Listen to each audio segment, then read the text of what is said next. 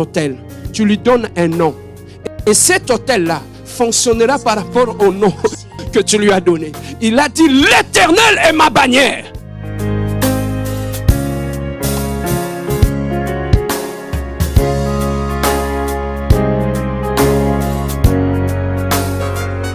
Les seigneurs, vous êtes bel et bien sur votre émission Le son de la trompette, une émission chrétienne qui est diffusée depuis Montréal, depuis l'église La Compassion Divine et de Montréal. Aujourd'hui, vous avez comme animateur de cette émission votre serviteur, le pasteur Serge Bia. Bien-aimés dans le Seigneur, aujourd'hui nous voulons parler sur un thème qui est à la fois important, qui nous touche, nous en tant qu'enfants de Dieu. Nous voulons parler sur l'impact du totem dans la vie de l'homme. Bien-aimés dans le Seigneur, au travers de cette émission d'aujourd'hui, bien-aimés dans le Seigneur, nous sommes dans le livre de Romains, chapitre 1, versets 21 à 23, la Bible nous dit exactement ceci. Puisque, ayant connu Dieu, ils ne l'ont point glorifié comme Dieu et ne lui ont point rendu grâce, mais ils se sont égarés dans leurs pensées et leur cœur, sans intelligence, a été plongé dans les ténèbres. Se vantant d'être sages, ils sont devenus fous, ils ont changé la gloire de Dieu incorruptible en image représentant l'homme corruptible, des oiseaux, des quadrupèdes et de reptiles. Bien-aimés dans le Seigneur, nous voyons déjà d'emblée au travers de ces versets, lorsque l'intelligence de l'homme a été corrompue par le péché, bien-aimés dans le Seigneur, l'homme s'était détourné du bien, bien-aimés dans le Seigneur, pour suivre la voie d'égarement. Bien-aimés, d'emblée, nous devons noter d'entre les jeux que le totem, tout le monde peut l'avoir.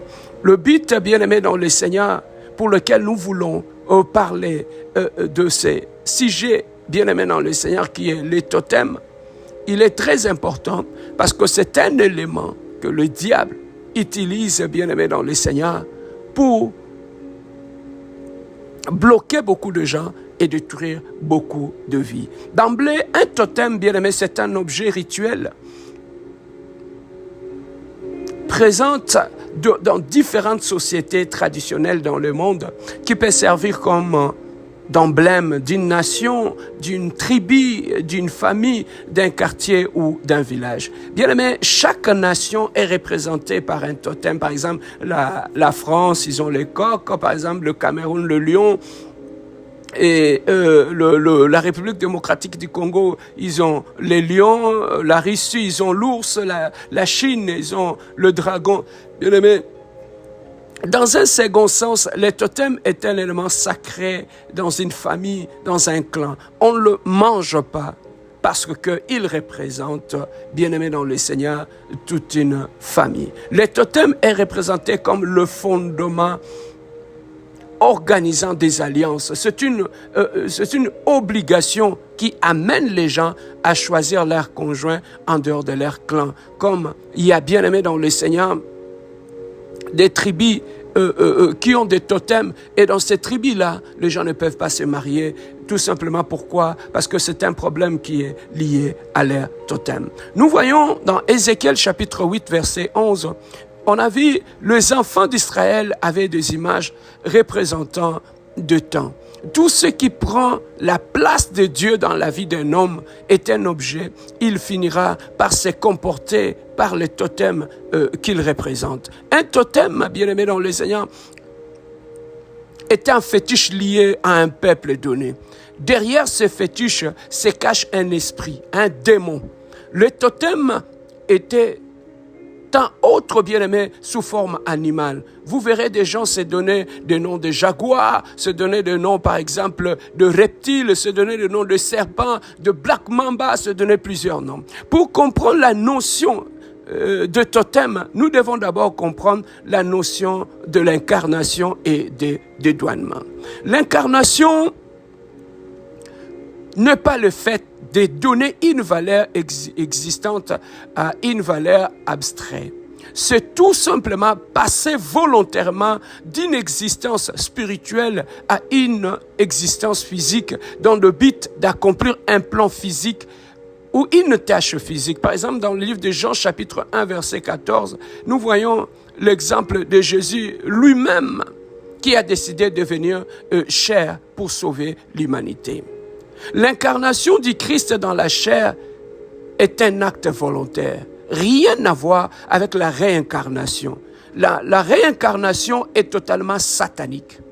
Lorsque vous prenez Genèse 3, nous montre que Satan a aussi la facilité de s'incarner dans un élément physique pour pouvoir atteindre un plan, un objectif. Dans Ézéchiel 28, parle de Satan comme un chérubin, un oint, un protecteur. Dieu lui-même s'incarne dans la chair lorsqu'il veut rendre visite à Adam et à Ève. Il prenait la forme physique pour venir à la rencontre d'un homme. Par exemple, dans le livre de Genèse, chapitre 3, il est venu de manière glorieuse dans les entrailles de Marie.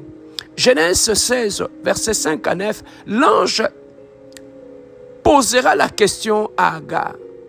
C'est le même ange qui visitera Moïse en arrière.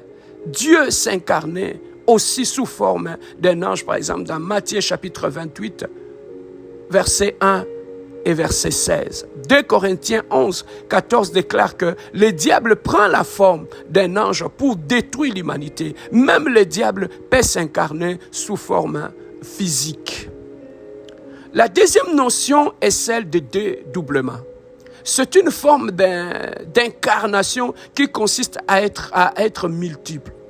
C'est la capacité qu'un homme a de se séparer de son âme et de le faire héberger dans plusieurs corps physiques. Dans l'âme d'une telle personne, le diable met plusieurs démons. Nous voyons dans le livre d'Ézéchiel, chapitre 29, verset 3, Pharaon était doublé d'un crocodile.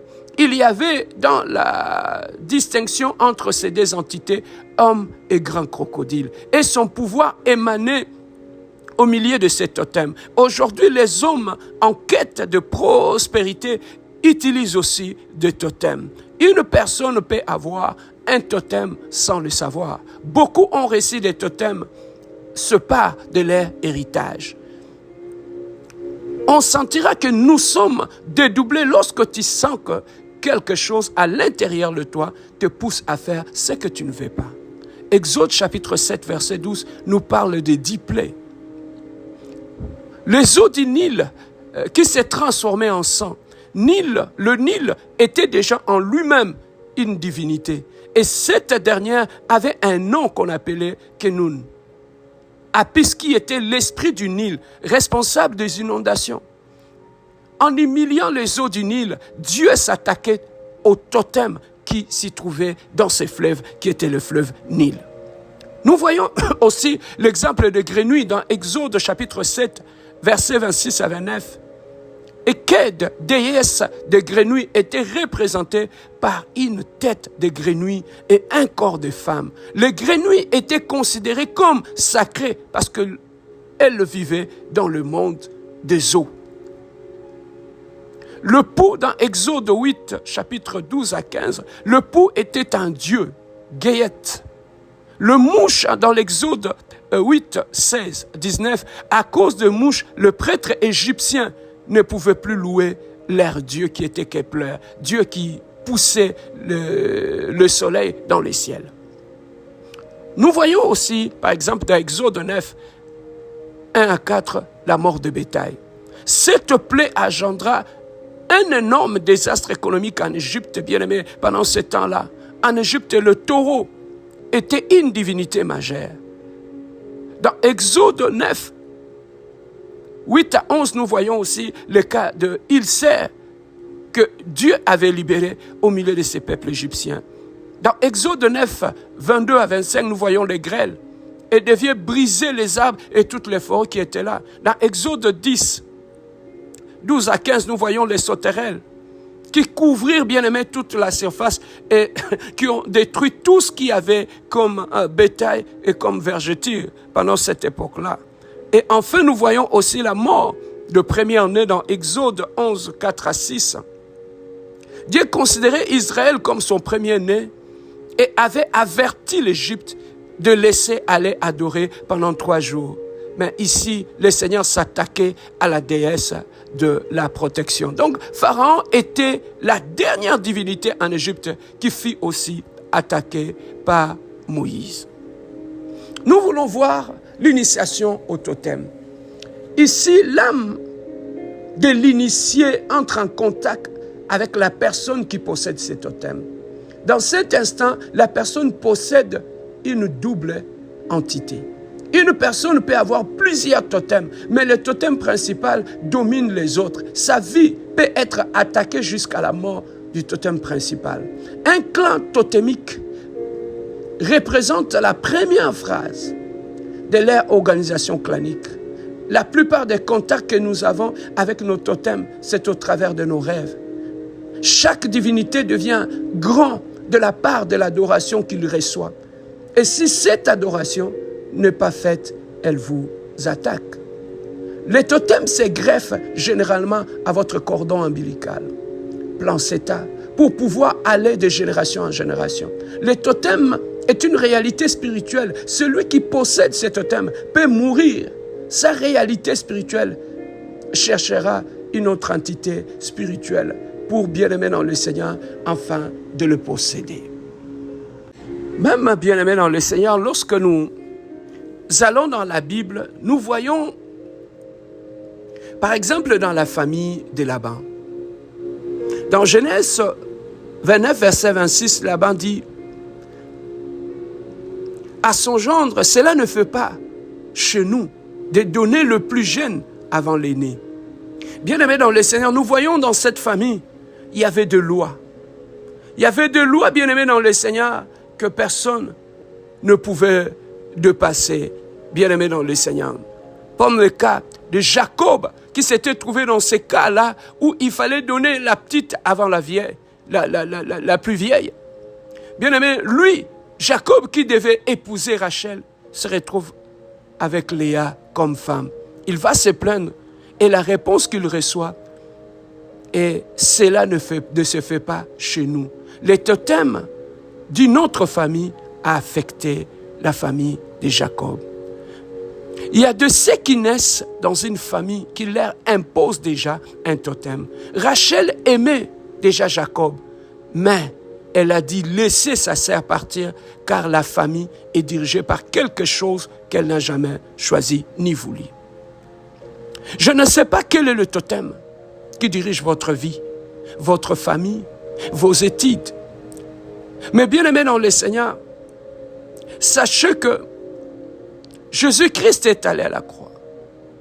Il est mort pour nous, afin que nous soyons libérés. Lorsque nous allons dans le livre de Genèse, nous voyons, après avoir créé toutes choses, Dieu avait demandé à l'homme de donner un nom à toutes les bêtes qui étaient en Éden. Mais après avoir donné un nom à tous les animaux qui étaient là dans le règne animal ou dans le règne aquatique, Dieu avait dit à l'homme, dominez la terre et assujettissez. Donc, il avait été recommandé à l'homme de se placer au-dessus de toute créature. Pourquoi? Parce que lorsque Dieu avait créé l'homme, il a dit, créons l'homme à notre image et à notre ressemblance. Donc, l'homme avait été créé à l'image de Dieu. Aucune créature sur la terre n'avait été créée à l'image et à la ressemblance de Dieu, à part l'homme.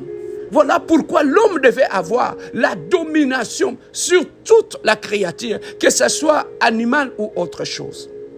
Mais bien aimé dans le Seigneur, nous remarquons lorsque le serpent est entré en Éden, il a utilisé un animal pour aller séduire la femme.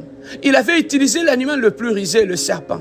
Il s'est incarné dans le serpent, bien aimé dans le Seigneur, pour aller tromper la femme. Il avait séduit la femme et par ricochet, la femme est allée séduire son mari et le mal était arrivé et le mal était fait.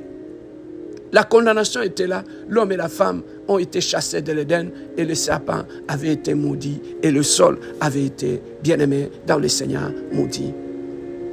Nous voyons, bien-aimé dans le Seigneur, De la même façon, l'objectif du diable, c'est de placer cette créature de Dieu, l'homme, qui devait dominer sur les animaux. Son objectif, il fallait mettre l'homme en dessous de l'animal pour humilier l'homme et détruire l'homme. Voilà pourquoi dans sa tromperie, il est venu tromper l'homme. En trompant l'homme, bien-aimé dans le Seigneur, comme nous disons, il copie tout ce que Dieu fait, mais il le copie en mal. Lorsque nous voyons dans la Bible, Dieu se représentait comme le lion de la tribu de Juda, comme l'agneau de Dieu. Et le diable est allé copier toute cette représentation-là. Et bien aimé dans le Seigneur, il a mené ça dans le monde des ténèbres. Et en amenant cela dans le monde des ténèbres, il a trompé l'humain. Et il a pris l'animal. Et il l'a placé au-dessus. Bien aimé dans le Seigneur de l'homme. Mais il y a une chose que nous voyons. Lorsque Jésus s'est représenté comme l'agneau de Dieu, derrière cette image de l'agneau de Dieu, il y avait Dieu. Derrière cette image du lion de la tribu de Juda, il y avait Dieu lui-même qui était derrière cette image-là. Il y avait l'Esprit de Dieu qui était là, qui incarnait cet animal-là. Mais bien aimé, dans le monde des ténèbres, le diable a pris aussi l'animal. Mais il s'est caché derrière l'animal, bien aimé dans le Seigneur, pour placer l'homme en dessous de l'animal. Voilà pourquoi dans nos familles, il a initié nos arrière-grands-parents qui étaient complètement ignorants. Il les a placés sous l'animal. Et bien aimé dans le Seigneur, connaissant que Dieu avait dit que sa gloire, il le partageait avec personne. Que personne ne pouvait prendre sa place dans la vie de l'homme. Et maintenant, qu'est-ce que pour ramener l'homme dans la rébellion, il a commencé à pousser l'homme à utiliser l'animal comme un dieu, à utiliser l'homme, à se représenter au travers de l'animal que Dieu lui avait demandé, bien aimé dans le Seigneur, d'assujettir et de dominer. Et l'homme était descendu en dessous de l'animal. Et il a pris la place de Dieu, il a donné à l'animal. Voilà pourquoi nous voyons dans plusieurs tribus, dans plusieurs pays, bien aimé, nous voyons, bien aimé chez les Amérindiens, commencer à utiliser de totems animaux. Les représenter comme Dieu, tel le Dieu du vent, le Dieu des eaux, les grenouilles, bien-aimés de ceci, ou de corbeaux, de hirondelles, des hiboux, les utiliser comme des dieux. Et nous voyons des hommes créés à l'image de Dieu s'incarner de cela et commencer à adorer ces animaux-là. C'est alors que, bien aimé, dans nos familles, la notion de totem est arrivée. Et voilà pourquoi, dans chaque famille, nous voyons le diable a introduit cette notion et les familles ont commencé à se représenter au travers des totems, bien aimés dans le Seigneur, animal. Des familles se représentaient au travers, bien aimés, des animaux. Bien aimés, lorsque on trouve une famille où leur totem, c'est les lions. Les lions, bien aimés dans le Seigneur, c'est un carnivore. C'est un animal sauvage. C'est un animal, il peut paraître beau dans sa peau. Il est calme. Mais quand il est en mode d'attaque, il n'y a rien qui l'arrête. Il ne peut pas s'arrêter aussi longtemps qu'il n'a pas déchiré ou déchiqueté la proie. Mais bien aimé dans le Seigneur, la nature de cet animal, le diable, qu'est-ce qu'il va faire? Lorsque l'homme va commencer à adorer cet animal, il va prendre la caractéristique de cet animal, il va le placer dans l'homme. Au lieu que l'homme fonctionne avec le don du Saint-Esprit, au lieu que l'homme fonctionne par rapport au fruit du Saint-Esprit, au lieu que l'homme manifeste le fruit de l'Esprit, la douceur, la tempérance, la maîtrise de soi, tu vas trouver que cet homme bien-aimé dans le Seigneur, qui a comme représentation le lion, il va commencer à manifester la nature du lion dans son caractère, dans ses agissements. Voilà pourquoi tu vas trouver que dans nos familles, dans nos clans, il y a beaucoup de gens bien-aimés dans le Seigneur. Lorsque tu le regardes, c'est comme un humain. Mais dans son caractère, on trouve les caractéristiques d'un lion. Cette personne-là, dans son caractère, il a une colère, bien-aimé, que personne ne peut arrêter. Quand il s'énerve, il doit voir les sangs pour se calmer. Il y a des tribus où tu vas trouver qu'une personne, pour qu'il arrête de se battre, il faut qu'il puisse voir le sang. Pour qu'il arrête. Aussi longtemps il n'a pas vu le sang, il ne peut pas arrêter. Bien-aimé dans le Seigneur, il y a des gens qui sont des félins. Tu vas trouver, il y en a d'autres bien-aimés dans leur tribu. Ils représentent le gorille.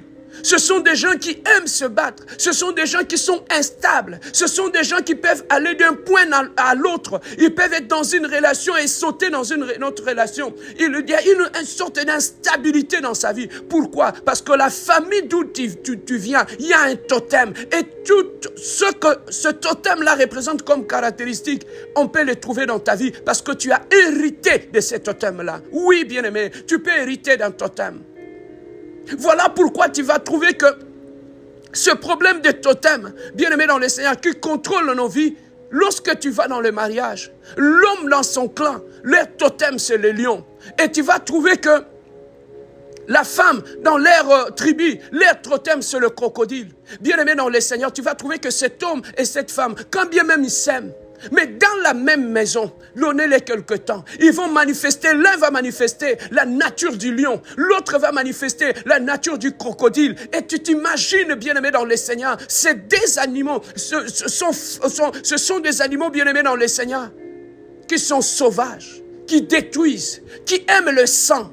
Mais bien aimé, un tel couple, comment ils peuvent vivre en paix? Comment ils peuvent vivre ensemble? Tu vas trouver que des fois, ils sont bien dans ces couples-là. Mais lorsqu'ils manifestent la nature, le totem de leur tribu, bien aimé, tu vas trouver que dans ces couples-là, il n'y aura jamais de paix. Bien-aimé dans le Seigneur, lorsque tu regardes ta famille, quel est le totem, bien-aimé, qui est dans ta famille? Ta famille est représentée par quel totem? Bien-aimé, on trouve d'autres tribus, on peut prendre l'enfant, on les lave avec l'os, par exemple, du gorille, avec l'os, par exemple, de ceci ou de cela. Et tu vas trouver que cet enfant, bien-aimé, va incarner la nature de ce gorille-là. Il va développer une force, bien-aimé, terrible qu'on ne comprend pas, ça vient d'où? Lorsqu'il s'énerve, il devient comme un gorille. Oui, bien-aimé, parce que cette personne-là a dans son héritage spirituel, leur totem de famille, c'est un gorille. Bien-aimé dans le Seigneur, nous voyons aussi le serpent qui peut symboliser la séduction, la malice. Bien-aimé, il y a deux tribus qui sont représentées par le serpent. Tu vas trouver que cette personne-là, il a la ruse lorsqu'il parle. Il n'a pas appris ça à l'école, mais il peut le manifester, bien-aimé, naturellement. Pourquoi? Parce qu'il a ça dans le sang. Le totem de leur famille, c'est le serpent. Tu vas trouver que c'est une jeune fille, mais dans le domaine de la séduction, il peut faire tomber des pasteurs, de grandes personnes. Lorsqu'il les séduit, personne ne peut la résister. Pourquoi? Parce qu'il a l'esprit du serpent en elle. Bien-aimé, ça peut être un homme, comme ça peut être une femme. Aujourd'hui, bien-aimé dans le Seigneur, beaucoup de gens que nous voyons tout autour de nous, on s'étonne par rapport à leur comportement. Mais des fois, ils ne le savent pas. Ils manifestent un animal qui est le totem de leur tribu, de leur famille. Et on a des escargots. Tu vas trouver que la personne manifeste une certaine lenteur dans tout ce qu'il fait. Vous pouvez le motiver, mais il est incapable. Pourquoi? Parce que le totem qu'il incarne, c'est un escargot. Il y en a d'autres qui sont des poissons. Il y en a d'autres, bien-aimés dans les Seigneurs, qui sont de crocodiles. Tu vas trouver que c'est une belle femme. Mais cette belle femme est contrôlée par le totem d'un animal. Voilà pourquoi elle a, malgré la beauté, malgré qu'il est allé à l'école. Mais tu vas trouver que quand il commence à faire des choses, on se pose des questions. Mais comment un intellectuel, une personne qui est éduquée, peut avoir une telle rage, une telle colère, une telle nature? Il vient à l'église, on lui prêche sur le pardon. Mais tu vas trouver que la personne a du mal à pardonner. Pourquoi cette personne a du mal à pardonner? Tout simplement parce qu'en cette personne-là, il incarne un animal. Tu vas trouver que la personne, quand il n'y a rien, tout est beau, il est calme, il est doux, il est gentil. Mais derrière cette personne calme et gentille, quand tu le provoques, bien-aimé dans le Seigneur, tu vas oublier que c'est la même personne que je connaissais. Est-ce que c'est celui de mon mari? Est-ce que c'est celui de mon frère? C'est celui de ma femme? Parce que dès que la personne se met en colère, automatiquement, il manifeste la nature d'un animal qu'il incarne. L'incarnation. Il manifeste la nature, cette nature-là. Tu as épousé un homme, tu as épousé une femme, mais derrière cet homme, derrière cette femme, il y a un animal qui incarne sa vie. Voilà pourquoi il ne peut pas changer. Sa vie est attachée à la vie de cet animal-là. Et ça vient de leur fondement, de leur nature, de leur vie. Voilà, bien-aimés dans le Seigneur, nous sommes des enfants de Dieu. Je voulais te parler de ce genre de situation de totem pour comprendre certaines réalités dans ta famille. Pourquoi tel comportement? Pourquoi tel comportement? Pour comprendre pourquoi il y a tout le temps des incompréhensions, des disputes dans ton mariage. Pourquoi tel frère est venu dans l'église, malgré que nous l'avons accueilli, malgré que nous sommes bien avec lui, il finit toujours par manifester la nature d'un animal qui est le totem de leur famille. Bien-aimés dans le Seigneur, la plupart des gens qui incarnent ce totem-là, ils sont ignorants. Mon peuple périt parce qu'il manque la connaissance. Bien-aimés dans le Seigneur, ce sont ceux qui sont tout autour d'eux qui s'étonnent de fois par rapport à ces comportements-là. Il y a des gens, quand ils se fâchent, comme ils quittent la nature de l'homme, ils manifestent la nature animale. Tu vas trouver qu'une femme, quand elle se fâche, elle brise tout dans sa maison. Et quand elle revient dans ses états, elle ne sait pas comment est-ce qu'elle est arrivée là. J'ai trouvé même un pasteur, épris de colère. Il s'est levé, il a frappé sa fille de 15 ans jusqu'au point de le tuer. Tu es un pasteur. Mais pourquoi? Parce que sa fille l'a énervé et il a manifesté la nature animale. Bien aimé, il y a des gens qui peuvent apparaître calmes. Mais quand tu le provoques, tu vois une autre nature. La personne incarne le totem de sa famille, le totem de sa maison. Il y a des tribus qui sont comme ça. Il y a des tribus, surtout en Afrique, il y a des tribus qui sont comme ça. Où tu vas trouver que dans d'autres tribus, ils sont de menteurs. Ils sont des hypocrites. Tu vas trouver que dans d'autres tribus, tu n'as même pas besoin. Tu n'as même pas besoin, bien-aimé dans le Seigneur, de le pousser à se diviser. Ils vont se diviser eux-mêmes. Ce n'est qu'une question de temps. Pourquoi? Parce que c'est la nature de l'animal. Bien-aimé, il y a des animaux, quand tu le mets dans une marmite, si un veut sortir, l'autre va s'agripper sur lui pour le descendre. Il y a des tribus comme ça, ils s'entretuent entre eux. Pourquoi? Parce que ce sont des crapauds. Ce sont des crapauds. Il y en a d'autres, bien-aimés, qui sont des Autriches, qui sont de peureux, se lier au totem de leur famille. Voilà pourquoi, bien-aimé, tu dois te lever en prière, détruire toute représentation animale de ta maison, toute influence de totem sur ta vie, sur ta destinée, sur ton mariage. Tu es intellectuel, tu es habité bien éduqué, tu ne peux pas aller manifester la nature d'un animal dans ton mariage, dans ta belle famille, dans ton église, partout où on te reçoit, dans ton lieu de travail. On te reçoit bien, tu es intelligent, mais il arrive des fois où tu manifestes la nature d'un animal. Pourquoi? Parce que ta vie est attachée à un totem animal. Bien-aimé dans le Seigneur, tu dois chercher la délivrance. Mais bien-aimé, étant des enfants de Dieu, comment nous pouvons sortir de là? Bien-aimé dans le Seigneur, voilà pourquoi tu vas trouver que dans d'autres tribus, les gens ne se marient pas entre eux. Pourquoi? Parce qu'ils vont te dire qu'avec telle tribu, on ne se marie pas. Pourquoi? Parce qu'ils savent qu'eux, ils sont des lions. Nous sommes des léopards. Et ce sont des lions. Nous sommes des gazelles. Si on se marie, ils finissent par nous bouffer. Et voilà pourquoi tu vas trouver qu'un homme et une femme, bien-aimés dans le Seigneur, qui se disputent. Vous cherchez la raison de leur dispute.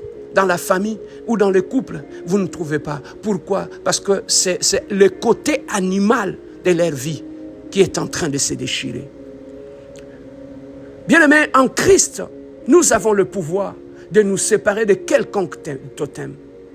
Bien-aimés, par la prière, nous brisons le lien qui ont été créés par nos totems dans nos familles. Nous avons cette capacité-là de nous séparer, bien-aimés dans le Seigneur, de ce mal. Pourquoi? Parce qu'en Jésus-Christ, notre totem, c'est la croix de Golgotha. Bien-aimé, la croix de Golgotha, c'est la voie vers la délivrance. La croix de Golgotha, Jésus a dit, tout est accompli. C'est lorsqu'on se présente en Jésus, lorsqu'on s'avance à la croix, c'est à la croix, bien-aimé, que la nature totémique tombe. C'est à la croix, bien-aimé, que la nature du serpent tombe. C'est à la croix, bien-aimé dans le Seigneur, c'est la nature du lion peut tomber dans la vie et de quelqu'un bien-aimé dans le Seigneur. Voilà, bien-aimé, tourne-toi vers Dieu. Tourne-toi vers Dieu. Toi qui ne sais pas la nature que tu manifestes quelquefois, tu ne sais pas, tu ne comprends pas. Laissez-moi te dire aujourd'hui, c'est l'impact de totem dans ta vie, dans ton mariage, dans ta maison. Mais tourne-toi vers Dieu. La Bible dit, le Fils de l'homme est apparu pour détruire les œuvres de l'ennemi. Oui, tu peux avoir la délivrance par rapport aux influences des totems, l'héritage de totems dans ta vie.